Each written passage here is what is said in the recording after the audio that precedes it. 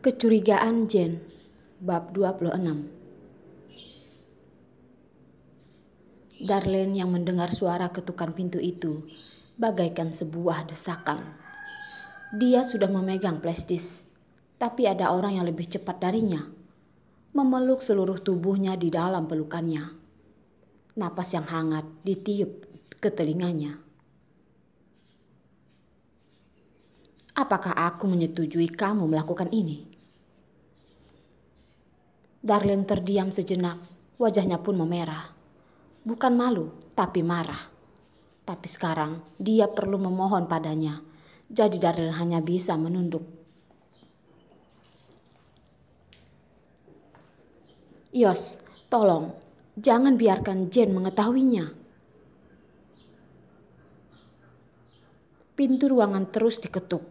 Hatinya juga ikut melompat, seperti akan ada orang yang segera masuk ke dalam. Tegang, takut, khawatir, dan juga perasaan bersalah perlahan menelan ketenangannya. Yos menunduk dan melihat wanita mungil di hadapannya. Mata yang tertutup dengan air mata itu terlihat begitu memohon. Bibir merah yang digigit, sepertinya semakin kuat dan hampir berdarah. Tatapan Yos pun menggelap. Tidak tahu apa yang sedang dia pikirkan. Lalu perlahan melepaskan pelukannya. Berdiri dari kursi, tubuh yang besar membelakangi Darlene. Dengan nada rendah dan sama sekali tidak ada perasaan di dalamnya, dan berkata, "Ceknya ada di bawah laptop. Setelah ambil, masuklah ke ruang istirahat. Nanti kamu pergi sendiri dari lift pribadi." Setelah berkata itu, tidak menunggu Darlene bereaksi, Yos pun langsung berjalan ke arah pintu. Darlene terdiam sejenak. Tidak tahu kenapa Yos tiba-tiba berubah pikiran. Melihat dia sudah hampir berjalan ke arah pintu, dia pun tidak sempat berpikir lagi. Ragu sejenak, Jen langsung mengambil cek dari bawah laptop dan langsung bersembunyi di ruangan istirahatnya Yos. Lalu menutup pintu dengan berhati-hati bersandar di dinding. Namun, dia malah terus fokus pada keadaan di luar. Dia juga tidak tahu kenapa begitu. Hanya saja, dia tidak bisa menahan untuk melakukan itu. Pintu sudah dibuka. Suara Jen dan Yos pun masuk ke dalam. "Yos, kenapa kamu begitu lama membuka pintu?" Jen berpura-pura melihat ke seluruh ruangan. Di dalam sama sekali tidak ada orang. Sudut matanya pun melihat ke arah ruang istirahat yang tertutup rapat itu. Di dalam ruangan tidak ada orang.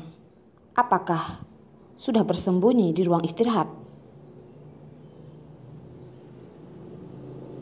"Bersiap-siap istirahat," kata Yos menjelaskan. Bola mata Jen berputar. Dengan suara manja dia berkata, "Yos, kamu lelah ya? Kalau begitu, ayo kita istirahat bersama. Bukankah kamu lapar? Ayo." Yos tidak menyetujuinya dan berkata mengajaknya keluar. Jen sulit menolak. Di satu sisi dia sangat ingin keluar makan dengan Yos. Di sisi lain, dia juga ingin tahu apakah ada wanita yang bersembunyi di ruang istirahat. Yos sepertinya menyadari pemikirannya Jen, berinisiatif dan berkata,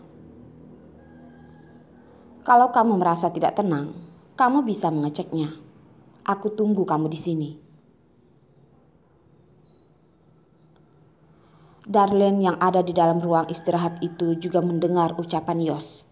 Hatinya pun merasa tegang. Selain tegang, dia juga tidak tahu harus mengatakan apa. Yos sudah bersama dengannya begitu lama dan tidak pernah menjelaskan dengan begitu sabar dan lembut. Mencintai orang yang benar, bahkan udara pun menjadi manis. Mencintai orang yang tidak mencintai dirinya, setiap napas adalah hal menyakitkan.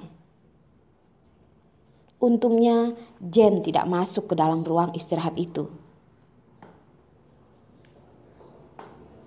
"Yos, maaf, aku tidak ada maksud untuk mencurigaimu. Ayo, kita pergi makan. Aku sudah sangat lapar." Jen yang melihat Yos berinisiatif menyuruhnya untuk mengecek. Dia malah merasa tidak enak. Yos sedang istirahat dan tidak mendengarnya juga itu adalah hal yang normal. Dia begitu tegang, terlihat sedikit tidak mempercayainya. Yos tidak mengatakan apapun, membawa Jen pergi dan juga menutup pintu ruangan. Seiring dengan suara pintu ditutup, Darlene pun bersandar di dinding dan terjatuh hingga ke lantai. Tangannya masih memegang cek yang tipis. Sepertinya sedang mentertawai kesalahannya yang tidak masuk akal itu.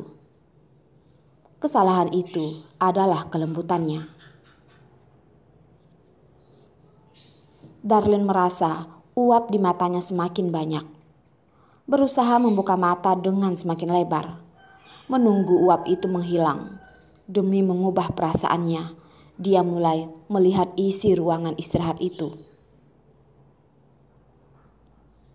Sebuah ranjang untuk 2 orang.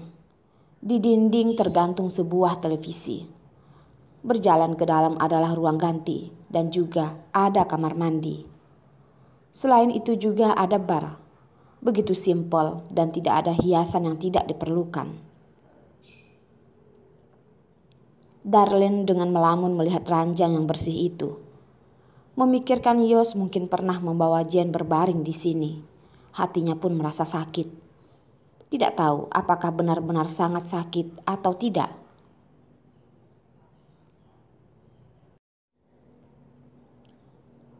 Uap yang tidak hilang dalam seketika menjadi butiran air. Matanya sepertinya tidak bisa menahan butiran air itu lagi dan menetes dari sudut matanya. Darlene memegang cek di tangannya dengan erat. Seperti yang dia pegang bukanlah 500 juta, tapi sebuah penolong yang tidak bisa dilepaskan.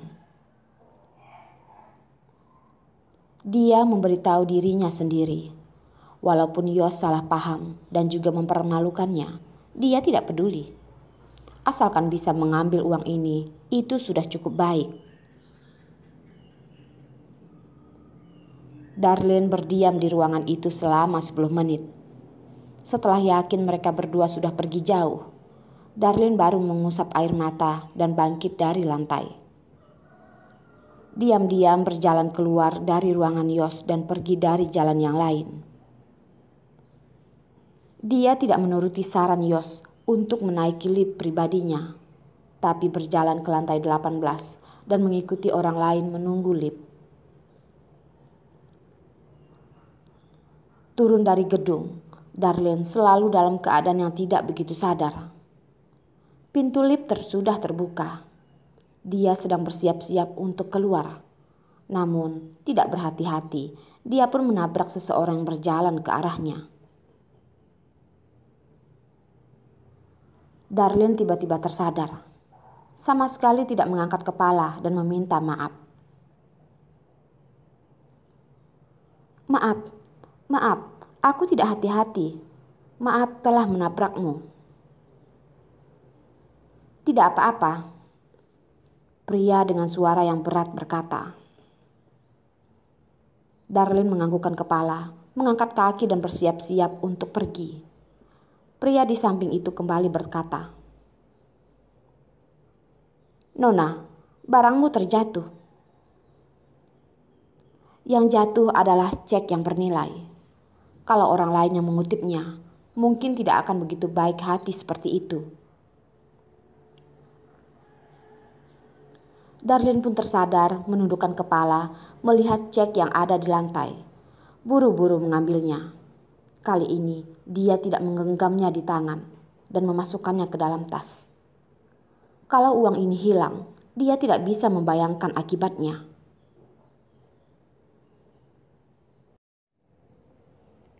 Tuan, terima kasih. Benar-benar sangat terima kasih. Kali ini adalah ucapan terima kasih, terlihat lebih tulus. Darlene akhirnya mengangkat kepala melihat pria itu. Pria yang baik hati. Menyadari pria yang liar sedang melihat dirinya, tidak bisa menahan dan mundur beberapa langkah. Benar-benar karena tatapan pria itu terlalu tajam dan mengejutkannya. Tidak perlu berterima kasih.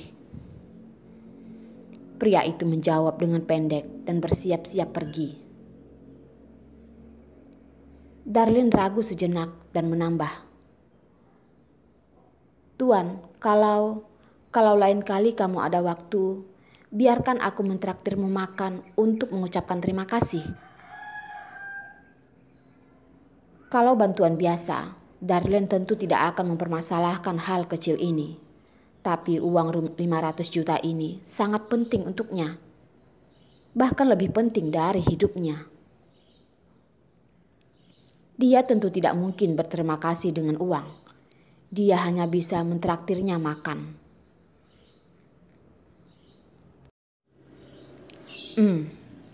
Darlene mendengar jawaban pria yang simpel. Merasa heran. Dia mengira pria yang arogan ini tidak akan menyetujuinya. Tidak menduga pria itu malah menyetujuinya. Dia pun merasa terkejut.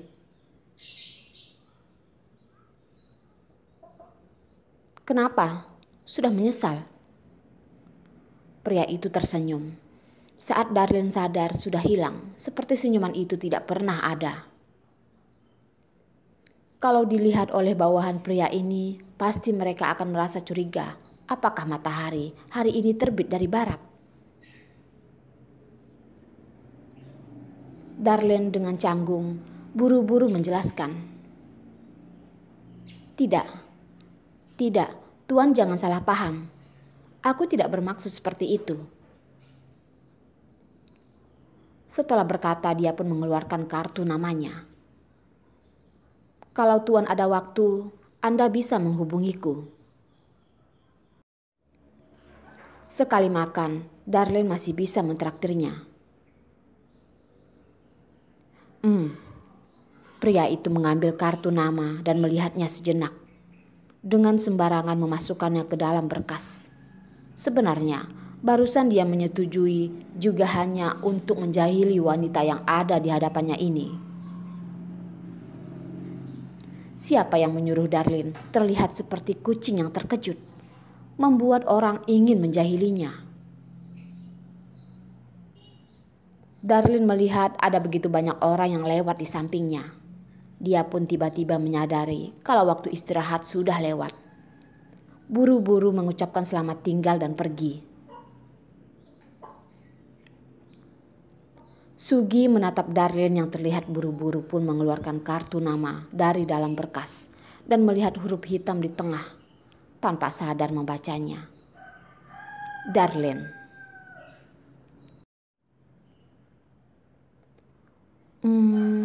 Menarik. Sugi pun memasukkan kartu nama itu di kantongnya dan tidak sembarangan menjepitnya di dalam berkas.